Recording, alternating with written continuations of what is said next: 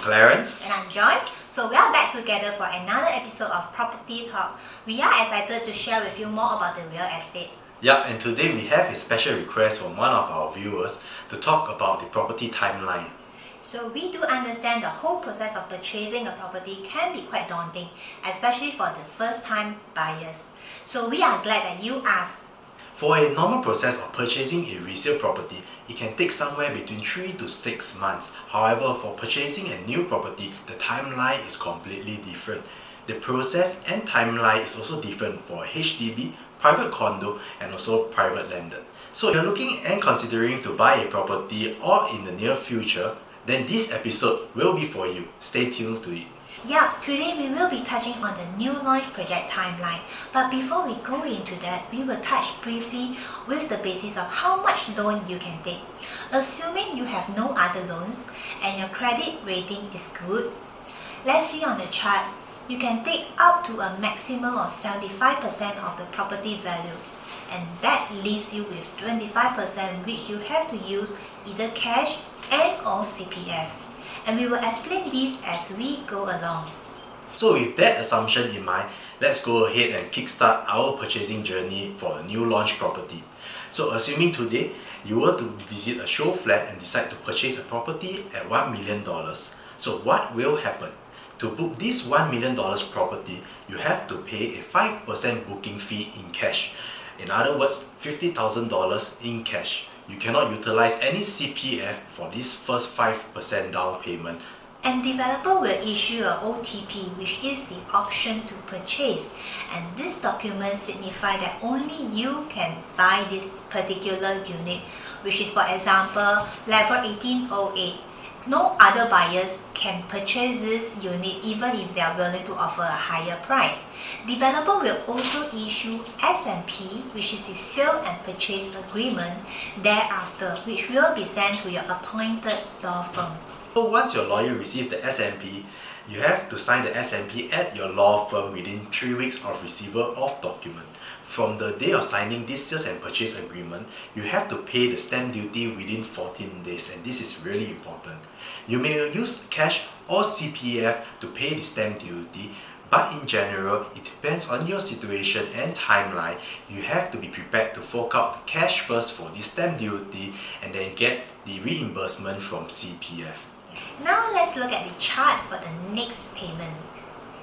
Okay, your remaining down payment has to be paid within 8 weeks from day one. For this case, you may either use cash and or CPF.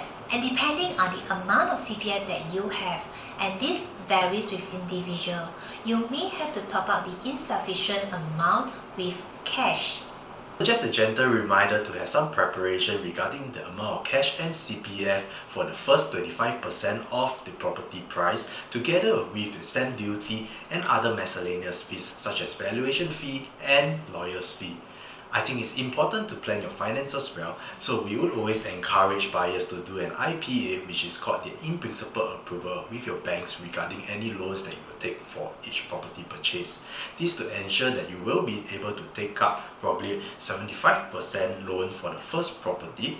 Otherwise, be prepared to fork out more cash and CPF.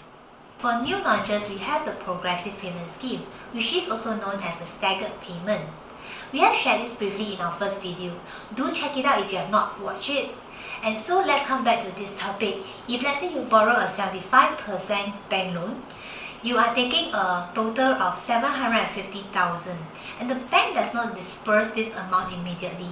It will be dispersed in proportion according to the stage of construction. Yeah, that also means that your monthly installment progressively increases as the building is being built.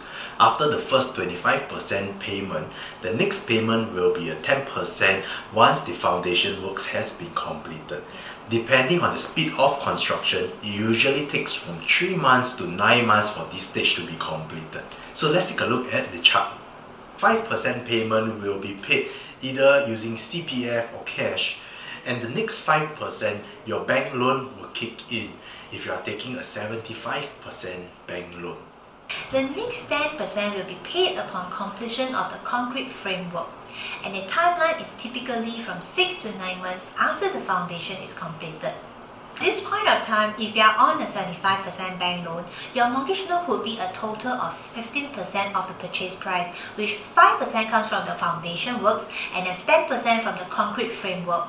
And this makes up a total of $150,000. And that will be an estimate of $600 per month for your mortgage loan.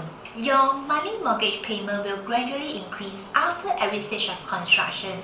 Unlike a resale purchase, which does not have a staggered payment, you have to pay the full monthly mortgage payment after the sales completion.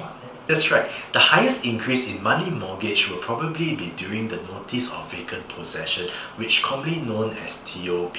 This is also the period where you are going to collect your keys. The disbursement amount increases by 25%, but at the same time, you will be happy because you will be collecting your keys to the new apartment. Yes, so because of this progressive payment scheme, a project takes about 3 years to reach its TOP, and if you were to purchase it at its launch day, your monthly payment will increase gradually.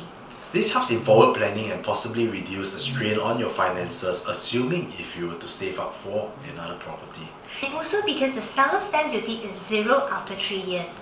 And a new launch project usually takes 3 to 4 years to construct. If you are an investor, upon reaching TOP, you may be able to sell the unit after 3 years without incurring the SSD, which is the seller stamp duty. So at the stage upon TOP, you will be paying about 85% of the property purchase price. The final 15% will be paid approximately 1 year after TOP, which we call it the CSC stage.